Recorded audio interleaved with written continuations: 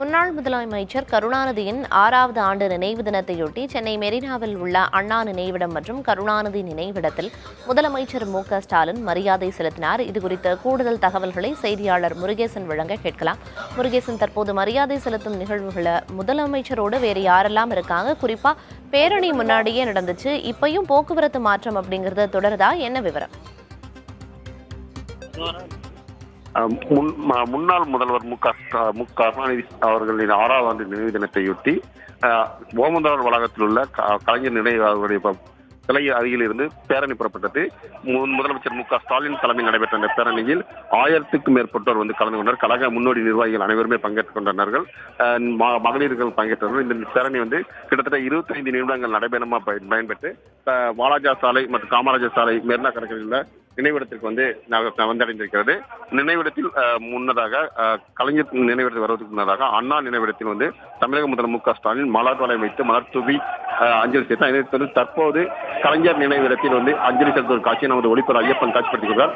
வீரமுழக்கம் வீரமுழக்கம் என்று கோஷமிட்டவரை கலைஞர் நினைவிடத்தில் அஞ்சலி செலுத்தி வருகிறார்கள். ஏற்கனவே கலைஞர் நினைவு நாளையொட்டி உதயநிதி ஸ்டாலின் அவர்கள் அவரது எக்ஸ்தல பக்கத்தில் கலைஞரின் வழியில் நாம் அடுத்த திராவிட மாடல் ஆட்சி அமைக்க வேண்டும், வீர சபலம் எடுக்க வேண்டும் என்ற கோரிக்கையை வலியுறுத்தியிருக்கிறார். அந்த நிலையில் தற்போது இங்கு வீர முழக்கம் கோஷம் எடுக்கப்பட்டு கலைஞருக்கு மலர்வளையம் வைத்து அஞ்சலி செலுத்தி வருகிறார்கள். இந்த நிகழ்ச்சியில் அனைத்து திமுக சேர்ந்த முன் அமைச்சர்கள், மாவட்ட செயலாளர்கள், முன்னோடிகள் அனைவரும் பங்கேற்றிருக்கிறார்கள்.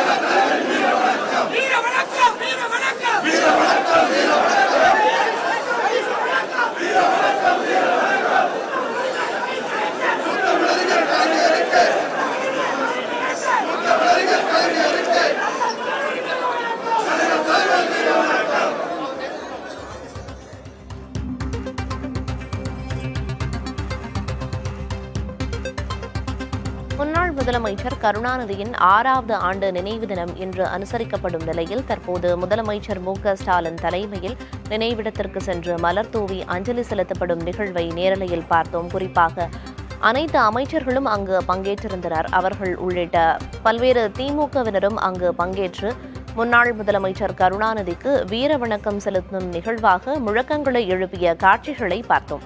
தொடர்ந்து பல்வேறு நிகழ்வுகளில் முதலமைச்சர் பங்கேற்பார் என்றும் எதிர்பார்க்கப்படுகிறது.